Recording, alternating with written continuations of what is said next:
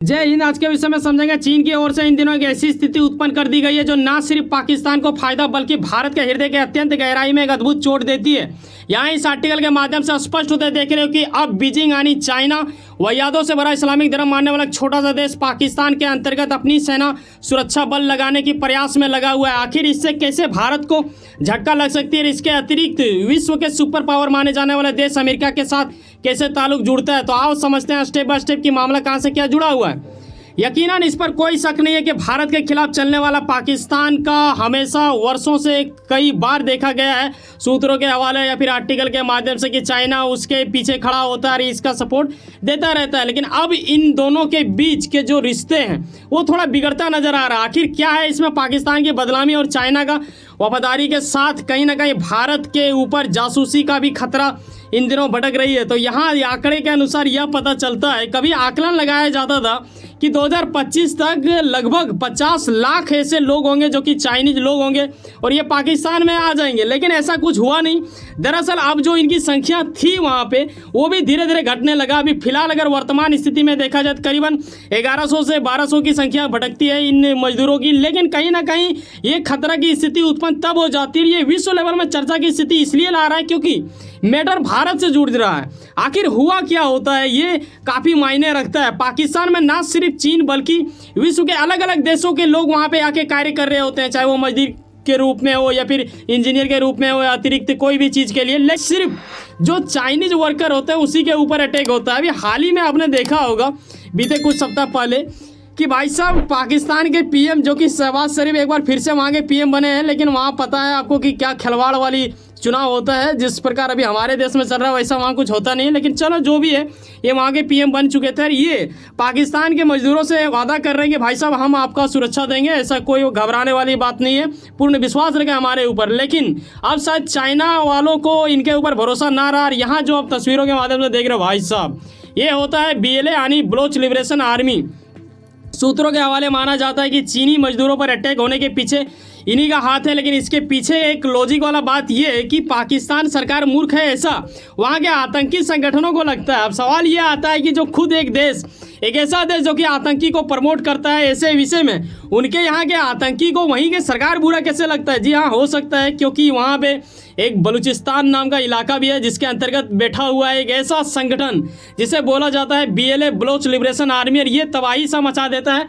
इनका अटैक तो पाकिस्तानी आर्मी पर भी हो जाता है और ये चाइना के मजदूरों के ऊपर भी अटैक करता है। इन्होंने मतलब कसम से खा लिया। इनका मानना ये है कि अगर चाइना के साथ इनका संपर्क रहा तो ये खुद न खुद कुछ ऐसा जरूर कांड कर पाएगा या फिर मूर्खता से पेश करेगी, इनकी ज़मीनें भी छीनी जाएगी। ऐसा कुछ इन्हें मन में डर रहता है। यही वजह है कि ये वहाँ का सरकार को तो पसंद तो करता ही नहीं है, बल्कि ये अपना एक अलग देश बनाना चाहते हैं। ठीक है, बलूचिस्तान जिस प्रकार आपको याद होगा कि 1971 में बांग्लादेश बना था जिसमें मोदी का तो उस टाइम खेला चलता नहीं था, लेकिन उस टाइम जो भी वर्तमान में पीएम थे उनका काफ़ी बड़ा सपोर्ट रहा था इन लोगों के प्रति और हमारी सेना इनका काफ़ी बड़ा सहयोग दिया था। अभी सवाल ये आपके मन में आएगा क्या बलोच लिबरेशन आर्मी को भी यहाँ की सरकार सपोर्ट करेगी क्या? हो सकता है। सूत्रों के हवाले तो यही आता है अंदाजा में आकलन कि भाई साहब हाँ भारत तो इनका इनडायरेक्टली साथ दे ही सकता है। पाकिस्तान आए दिन इसके ऊपर आरोप भी लगाता है कि हाँ BLA को पाकिस्तान के खिलाफ भड़काता है भारत, लेकिन वो छोड़ते हैं। और हम समझने की बात ये करेंगे कि आखिर शी जिनपिंग का इलाका यानी चाइना ऐसा क्यों कर रहा है, आखिर इसके पीछे कहानी क्या हो सकता है।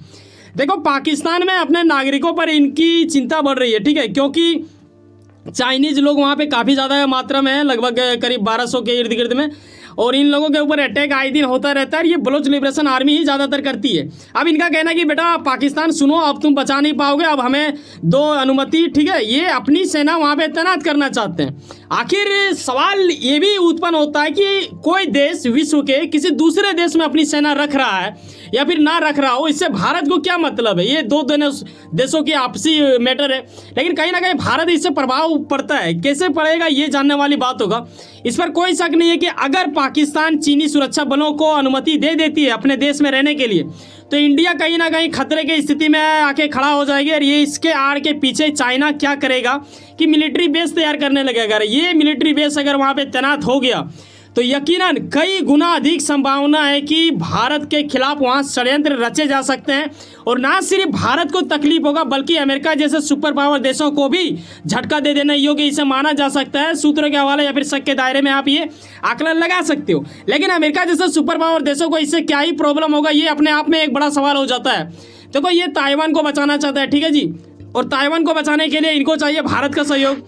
और भारत तो पाकिस्तान का विरोध चलता ही है और पाकिस्तान का सहयोग करता है चाइना। तो कहीं ना कहीं सर्कल ऐसे घूमता है, जहाँ एक तरफ इंडिया है तो यहाँ एक तरफ यूएस है तो एक तरफ चाइना है और बीच में अटका हुआ है पाकिस्तान। तो पाकिस्तान के साथ अगर कोई भी कुछ होता है तो वो डायरेक्टली किसके ऊपर असर जाएगा, भारत के ऊपर।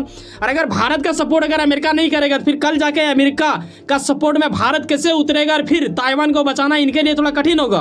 क्योंकि चाइना तो मतलब खुलेआम बोलता है कि 2030 या 26 तक ये किसी भी प्रकार से अटैक तो जरूर करेगा ताइवान पे, ऐसा कुछ आकलन लगाया जा रहा है। और हाल ही में आपने देखा होगा कि मैंने आपको बताया था कि पाकिस्तान का ना एक कार्यक्रम चलता है, मिसाइल कार्यक्रम। उस चीज़ को लेके वो बैलिस्टिक मिसाइलें बनाती है, लेकिन उसमें जो प्रयोग होने वाली कुछ चीज़ें की ज़रूरत पड़ती है वो आ रहा था चाइना के एक कंपनी से, उसे बैन कर दिया गया। अभी हाल ही में कुछ दिन पहले ये आर्टिकल सामने आया था, जो कि आपने इस वीडियो के माध्यम से देखा होगा कि कैसे इस चीज़ को पाकिस्तान को मतलब मुंहतोड़ जवाब देते हुए एक तरह से इनडायरेक्टली भारत को फायदा हुआ था। लेकिन यहाँ कहला था इजराइल का फायदा पहुंचाना, लेकिन भारत को भी फायदा हो गया और अमेरिका ने इसे मुंहतोड़ जवाब दिया था, बैन लगा दिया है उन कंपनियों के ऊपर। लेकिन यही वजह है कि कई सारे चीज़ें जुड़ती है और आंकड़ा अगर सबको बटोर के एक में डालो, यानी कोई चीज़ का जब आप मिक्सर करते हो तो फिर कैसा क्या बनता है, वही वाला खेला हो जा रहा है। तो भारत को तो फायदा होने वाला है, लेकिन पाकिस्तान में अगर चीनी की सेना आ जाती है और ये मिलिट्री बेस अगर बनता है तो भाई साहब मतलब आप सोच नहीं सकते हो कि क्या क्या वहाँ पे षड्यंत्र रची जा सकती है। कई गुना अधिक संभावना है कि चीन अपने कर्मियों को बचाने के पीछे षड्यंत्र रचने की एक तरह से मोहरा में शामिल कर सकता है पाकिस्तान को। पाकिस्तान के कंधे पे बंदूक रख के ये इंडिया की ओर निशाना साधने की प्रयास में लगा हुआ है। हालांकि ये शायद मुमकिन नहीं है, लेकिन आसान इसलिए हो जाता है क्योंकि जब पाकिस्तान जैसे वहियात देशों की हम बात करते हैं, जो रोटी के लिए तरसता है, आईएमएफ के पास भीख मांगने जाता है, अतिरिक्त कई देशों के पास जहां ये विजिट करने जाते हैं, उस देश के प्रशासन या फिर उस देश के जो पीएम होता है या राष्ट्रपति होता है उसे पहले ही अंदाजा लग जाता है, आकलन कर लेते हैं कि बेटा अब तो कुछ देना ही पड़ेगा। इसीलिए इस देश को खासकर विश्व के अनेक देशों से इन्वाइट भी नहीं की जाती है। लेकिन वो अलग सी बात है, इनकी वो पर्सनल मैटर है, उस पर हम लोग नहीं कूदेंगे। लेकिन जब एक छोटा सा देश को जब कोई हेल्प करता है, वो भी खास करके सेना का, तो कहीं ना कहीं ये काफ़ी गहरा असर हो जाएगा। और सवाल सबसे ज़्यादा पीड़ाजनक वाली बात ये होगा, कल जाके मान लो कि ये अभी सुरक्षा दे रहा है अपने कर्मियों को बचाने के लिए, ये कह रहे हैं ठीक है, चाइना पाकिस्तान से मांग रहा है कि बेटा ऐसा है कि तुम हमारे जो कर्मी है वहाँ पे जो काम कर रहे हैं मजदूर, उनको आप बचा नहीं पा रहे हो, तो हम अपनी सेना रखेंगे और उनको बचाएंगे। लेकिन इसके आड़ में अगर मिलिट्री बेस बनता है और कुछ षड्यंत्र रचा जाता है, कल जाके भारत के ऊपर कोई गहरा असर आएगा या फिर अटैक होने की संभावना बनती है, तो उस वक्त जब हम यूएन में इस मुद्दे को उठाएंगे भारत की ओर से या फिर किसी और संगठन में उठाएगा, तो उस वक्त चाइना डायरेक्टली बोलेगा कि देखिए जी हमारे पास तो ये लिखित में है कि हमने इसके लिए अपना सेना लगाया है, ये सब तो हमारा है ही नहीं। तो उस वक्त भारत के लिए बड़ा पीड़ाजनक वाली बात हो जाएगा। इसीलिए अमेरिका और भारत इसके ऊपर निंदा कर सकती है। हालांकि मैं इसके ऊपर अभी आर्टिकल देखा नहीं हूँ, तो इसलिए मैं स्टेटमेंट नहीं दे सकता, लेकिन आएगा तो शायद भविष्य में दे सकता हूँ।